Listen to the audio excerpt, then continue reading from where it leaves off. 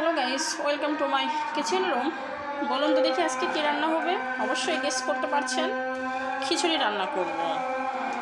আমি পোলার চাউল দিয়ে খিচুড়ি রান্না করব। চাষি চাল নিয়েছি 1.5 পট পরিমাণ। এখানে দিয়েছি মসুর ডাল, তারপরে দিয়েছি আপনার কাঁচামরিচ, পেঁয়াজ, এগুলো সব কিছু দিয়ে মেখে নেব। বাবা, হাত দিয়ে মেখে নেব। গ্রামে কিন্তু হাত দিয়ে এরকম সুন্দর করে মেখে দিয়ে রান্না করলে খুব টেস্ট আসে। পরে এখানে এই যে দারচিনি দিয়েছি, সাদা ফল দিয়েছি, দিয়ে এরকম মেখে নিয়ে পরিমাণ মতো পানি দিয়ে নেব, দিয়ে একবার উঠাই দেবো। এতে কি হয়, কোনো ঝামেলা হয় না, একসাথে সুন্দর করে হয়ে যায়। পানিটা পরিমাণ মতো আসলে ডালটা যদি একটু শক্ত সিদ্ধ হবে, বাট গোটা থাকবে, না ভাঙবে, এরকম থাকলে আসলেই কিন্তু অনেক টেস্ট লাগে এরকম খিচুড়ি রান্না করা।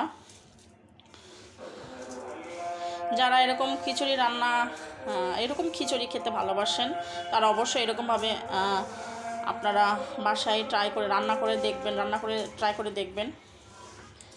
এভাবে মেখে দেওয়া শেষ আমার। এখন পরিমাণ মতো পানি দিয়ে জাল ধরাই দিয়ে ঢেকে দেবো। একবারে হওয়ার 5 থেকে 6 মিনিট আগে এসে দেখবো যে লবণটা হয়েছে কিনা। সো আমি পরিমাণ মতো পানি দিয়ে দিয়েছি। দেখেন, এই যে পানি দেওয়ার পরে এরকম আসবে। আমি এখন চুলোর জালটা অন করব, গ্যাসটা ধরায় দিলাম।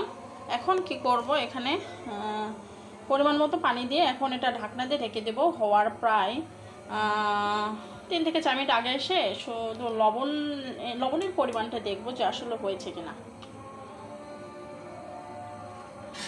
এরকম করে সুন্দর করে আমি কিন্তু এখানে কোনো কুকার কোনো গোস্ত ইউজ করি নাই।